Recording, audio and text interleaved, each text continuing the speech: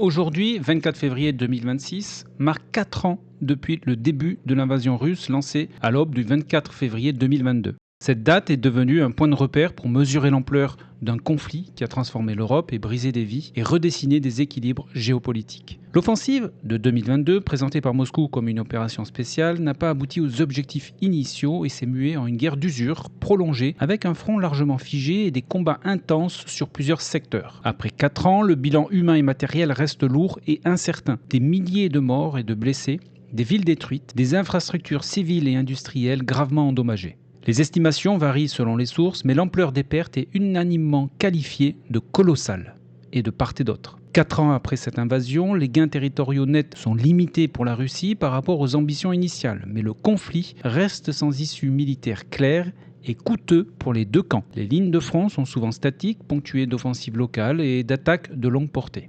Au niveau international, la guerre a provoqué une réorganisation des alliances, un renforcement des soutiens militaires et financiers à l'Ukraine de la part de nombreux pays et des tensions durables entre la Russie et l'Occident. Les tentatives diplomatiques ont été intermittentes et n'ont pas encore permis de mettre fin au combat. 4 ans après le 24 février 2022, la guerre en Ukraine demeure une tragédie humaine et un défi majeur pour la sécurité européenne. La mémoire des victimes, la solidarité envers les déplacés et l'effort pour trouver une solution durable restent au cœur des préoccupations internationales. Ensuite, avant de nous rendre sur le terrain, alors les Russes utilisent actuellement un nouveau chasseur de drones qu'ils ont baptisé Yolka, comme vous pouvez le voir ici sur la vidéo. Donc il s'utilise manuellement depuis un soldat et se dirige ensuite directement sur sa cible, au contact de laquelle le drone donc Yolka explose. Je vous partage maintenant une autre vidéo dans laquelle on peut constater que les Russes ont creusé des galeries et des tunnels souterrains. Ces vidéos ont été publiées sur le front de Zaporizhia, où plusieurs dizaines de kilomètres de tunnels ont été creusés. Le champ de bataille étant actuellement et permanent sous observation des drones, les Russes ont donc creusé la terre afin de déplacer leurs unités, mais également d'y poster leur centre de commandement, comme vous pouvez le voir dans la vidéo. Et cette nouvelle stratégie pourrait expliquer en partie le fait que l'on constate depuis le début de l'année que les Russes perdent moins de matériel que les Ukrainiens. Et il est toujours intéressant de noter l'adaptation des adversaires par rapport à l'autre, et ici notamment par rapport aux drones. Sans transition, direction le terrain, en commençant avec l'oblast de Soumy. Sur la ligne de front, je n'ai pas noté de modification le long de cette dernière. Par contre, 2 géolocalisations ont été réalisées ici. Tout d'abord, nous avons un M113, ou plus précisément sa carcasse qui a été filmée ici le 20 février. Et ensuite, au nord-est de Terny, c'est un BMP ukrainien qui a été endommagé par un Lancet dans ce secteur le 22 février. Il y a donc 48 heures. Ensuite, sur la partie est du front de Soumy, on note une avancée de l'armée russe dans le village de Pokrovka, qui est maintenant en grande partie sous leur contrôle.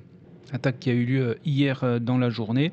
Donc je dézoome pour bien vous montrer où l'on se situe. Nous avons donc la région de Soumy avec la ville du même nom qui se trouve ici, la région de Koursk en Russie, et ce gain de terrain a été enregistré ici, exactement, donc non loin de la frontière russo-ukrainienne.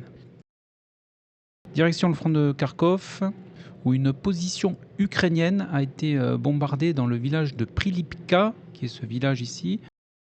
Cette information a eu pour effet ici d'étendre la zone grise en défaveur de la zone précédemment sous contrôle de l'armée russe.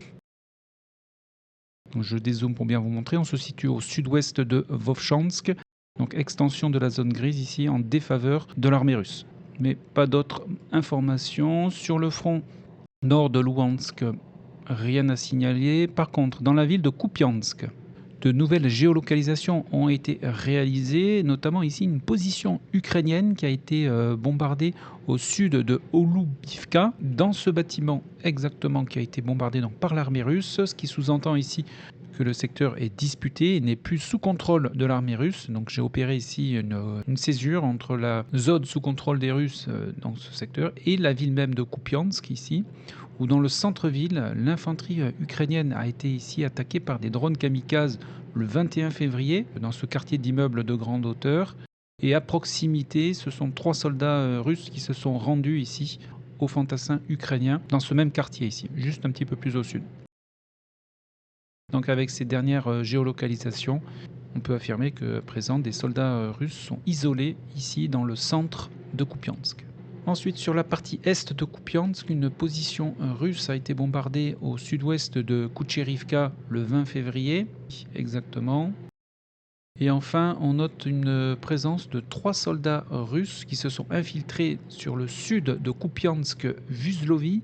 Ces 3 soldats ont été filmés ici à proximité de ce bâtiment hier dans la journée.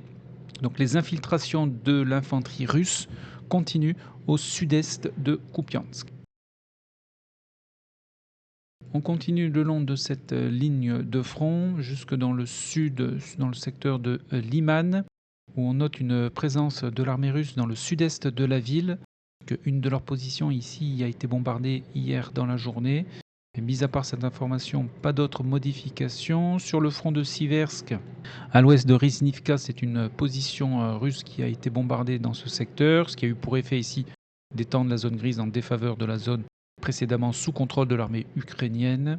Et on note des avancées russes sur le sud du front de Siversk, et plus précisément dans le secteur donc de Nikiforivka, ici, puisqu'une position de l'armée russe a été bombardée au nord-ouest de cette localité. Et il y a également une avancée russe dans le secteur de Minkivka, ici, puisqu'un drapeau russe a été hissé ici le 20 février. Et je m'excuse parce qu'il y a des travaux à côté de chez moi.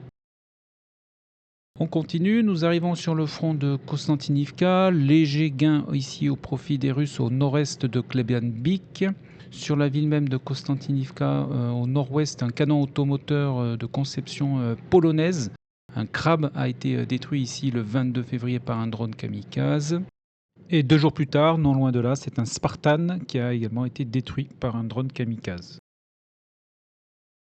On continue, nous arrivons sur le front de Pokrovsk. On note 3 légères avancées des Russes, notamment dans le secteur de Sofivka-Toretskie, ici. L'infanterie russe a été filmée ici en train de progresser dans ce secteur sans opposition.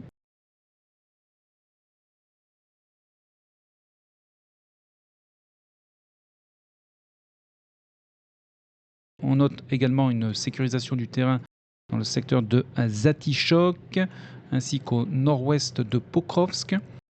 Un Gvozdika russe a été détruit sur la commune de Mirnorad le 20 février par un drone kamikaze ukrainien. Et ensuite, ici, nous avons ici la carcasse d'un Humvee qui a été filmée le 16 février. Et à l'ouest de Rodinske, l'infanterie russe continue de progresser, puisque une de leurs positions ici a été bombardée. Ou plus précisément, des fantassins russes ont été bombardés dans cette bande forestière le 20 février, mais pas d'autres informations ni modifications. Nous arrivons maintenant sur le front de Dnipro. Une position ukrainienne a été bombardée sur la commune de Novo-Pavlivka le 20 février. On constate une avancée ukrainienne au sud de Sosnivka, puisque ces derniers ont atteint le village de Ternovier, puisque une de leurs positions ici a été bombardée le 21 février.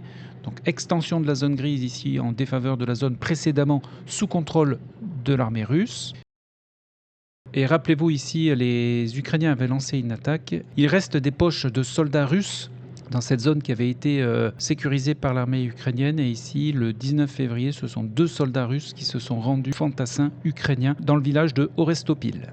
Nous arrivons dans le sud du front de Dnipro. Le village de Priloki est de nouveau disputé puisque un drapeau de l'armée russe a été hissé ici le 21 février, alors que précédemment ce village était sous contrôle de l'armée ukrainienne. Et il est donc de nouveau disputé. Et nous arrivons sur l'ouest de Oulialpol. On note toujours une présence russe dans le village de Zalinichnie. Ici, les 20 et 23 février, des positions russes y ont été bombardées. Et nous arrivons maintenant sur le front de Zaporizhia. Je n'ai noté aucune modification sur la partie est et centrale, ainsi que sur la partie ouest, où par contre ici c'est un blindé ukrainien qui a été endommagé et abandonné le 21 février au nord de Zapasne.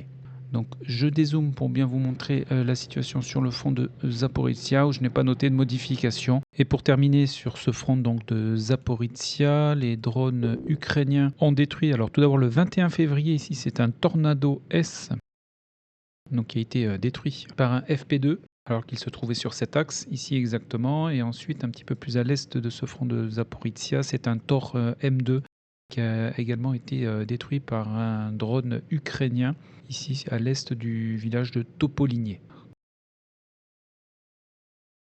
Quant aux Russes, eux, ils ont ciblé et atteint des sous-stations ukrainiennes, notamment ici dans la ville de Zaporizhia. Et une autre sous-station ukrainienne a été bombardée, cette fois-ci dans la région de Kherson, là également par des Guéranes, au nord-ouest de Novo-Vassilivka. Donc ici, exactement.